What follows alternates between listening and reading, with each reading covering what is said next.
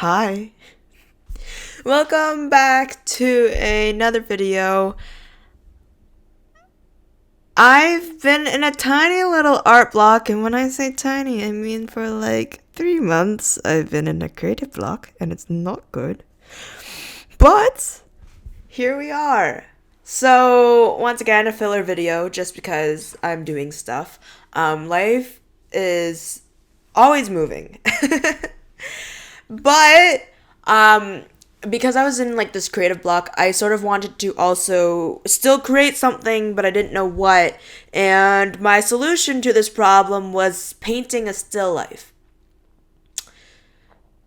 There are like different types of art blocks, and I think the one that I was experiencing was sort of like two that's combined. It's not feeling inspired to draw anything, like not knowing what to draw and what to create it. And the other was feeling like I lacked the skills to create anything that I wanted to create. Now, there were also some other side things that affected my motivation to make things, and that was I didn't feel like staring at a screen for 7 hours and then coming home and staring at a screen for another like 5 or so hours to do a speed painting. And because of that, that sort of holds me back from creating stuff. And that has been why I've been taking like a little break. I've been trying to think of some solutions and whatnot and trying different things. So, with that being said, painting a still life was sort of like the best option because the timing just happened to be right as well, because I had like a flower in a bottle already and I was like, this would be really cool to paint. So I set that up, and then that way I didn't have to rely on looking at a device to see my reference photos or to like print it and risk losing some details and whatnot. So yeah, maybe in the future I can just print something to paint or draw or whatever, but like it was just a good timing because I was like, I want to really like capture this decoration display. I wanted to capture the flower in the bottle. So it was just like a good timing type thing. Now, on top of that, the reason why I chose painting is because it's not my strong suit, and I understand there's still a lot to learn when it comes to painting. It's something that I don't do often, so there's that like forgiveness for myself. And because of that, it's easier to sort of break back into creating something when you know or you're not expecting it to turn out well. It's sort of like this terrible mindset to have that it's like, oh man, I'm not skilled enough to create the thing that I want to create. And it really does suck. But the thing that I've properly processed is that it's one thing to understand what's going on and another thing to feel it in a way. Like, I know it's not healthy to be like, I don't have the skills to create this piece, therefore I don't want to create anything. But it had been ingrained at the time, and it's all that I could think about, and it still stopped me. So even understanding that, like, it's part of the learning process, and if you don't try, then you'll never learn. Even though I understand that, it was just really hard to get over the fact of, like, I know it's not going to turn out very well. Now, on top of that, things just keeps piling up, and it becomes, I stared at a screen for 7 hours and my eyes are burning. I don't want to come home and stare at a screen for a longer period of time because it's human instincts to avoid things that give you pain, usually. And then on top of that, it was just like these skills things, not having inspiration. And then I was like, well, I'm on a break and I want to like also, I need to focus on other projects that are sort of very important to do, like my portfolio, which I have to get to it again. So it's just an accumulation of things that really sucks.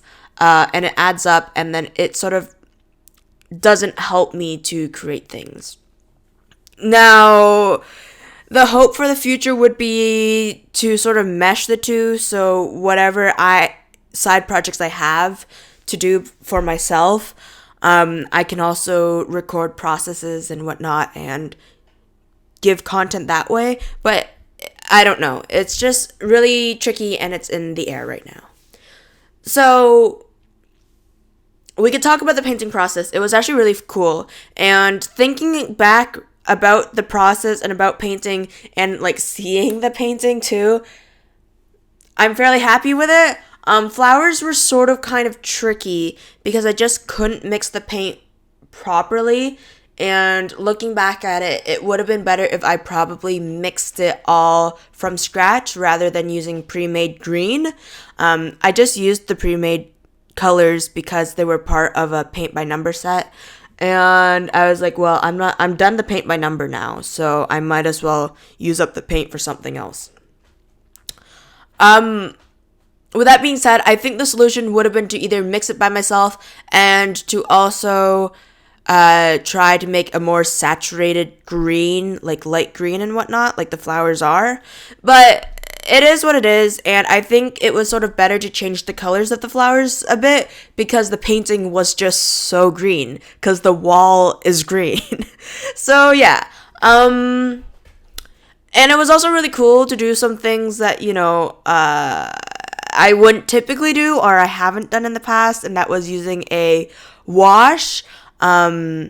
It's something that I've done for the last, like, maybe 3 pieces, including this one, but it's not something that I do often in, like, an ochre, which is, like, an earthy tone of either yellow ochre or red ochre. So it was really nice to do that because it helps to unify a piece.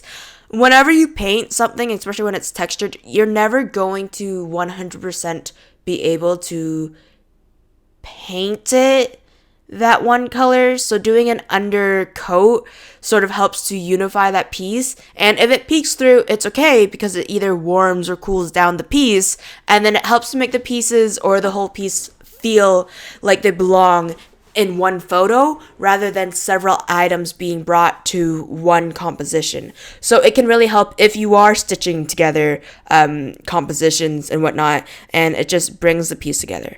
On top of that, I also did sort of the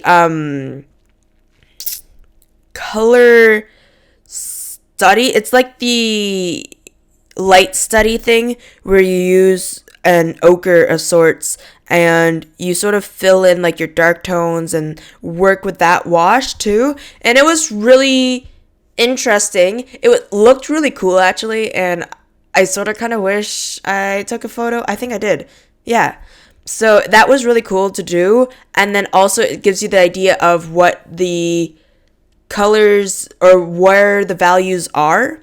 And then on top of that, if you've done this in oil painting, it's actually allows you to like mix colors because oil paints just stay workable longer than acrylic paints. So yeah, it was still really cool to do it for acrylics. Pros and cons about working with acrylics versus oils. There's a lot of them. There are people who are more experienced with them and could tell you more. For me, is the workability, and that has a large range of stuff. So acrylics, it has a shorter drying time, which is great if you want to work quickly, but it also means that you have to work quickly. So if you're mixing things and you want to work over a piece through a week or something, acrylics just dry very quickly. And in some cases, they do use that as like the undercoating or something like that. So then it could dry quickly and then they could get to work. But that's sort of like acrylic and, you know, the base of it. And then as for oil paints, they take a longer period to dry, which is a con in a way because you will have an oil piece sitting out for a long time, so it will dry. But because of that, you can work with it longer, so you can sort of mix colors a bit easily, get that nice yummy texture. Lately I've been learning the importance of textures to pieces, and it's super important. But yeah, and it's just like longer time to work with. You can mix things better. It's easier to correct things, and you can also work from dark to light because it's so pigmented that it's a good medium. Like if you love painting, oil paint, if you get the opportunity to try it, I'd say try it. I got the opportunity luckily in high school because it was like a project thing. But yeah, it's like really fun to play with either of them. I'm okay with either of them. And yeah, it was a cool process, very fun, and it was nice to sort of just be able to focus on the still life rather than everything else. And that's sort of like a goal, is to, have fun with art again. Because even like I've had fun doing past pieces as well, but it's just how many months has it been? Like 1 or 2 months break is taking a slight toll on me. So yeah, it was nice to create something. Anyways, I hope you guys enjoyed the video. It was a bit ranty, I do apologize, but I feel like art block or creative block is something that artists are open to talk about. And I just also wanted to say, like, if there's, like, this significantly long break in between videos and whatnot, it's because I'm either dealing with that or I'm just really busy. So it's always one of the two, and right now it's sort of a mixture of both because I've been doing so I did my final semester, which was hectic, and then I'm doing my work term, and then I'm also moving back home, and that's a large situation. And then on top of that, I have graduation as well. So it's just a lot of things going on, and I'm just dealing with that with art block and not wanting to stare at the screen. So I'm coming up with solutions as I go, trying to figure out what do I want to do, especially with the channel. And yeah, hopefully it goes well. And I hope you guys all stay safe, stay hydrated, and just have a wonderful day. Bye.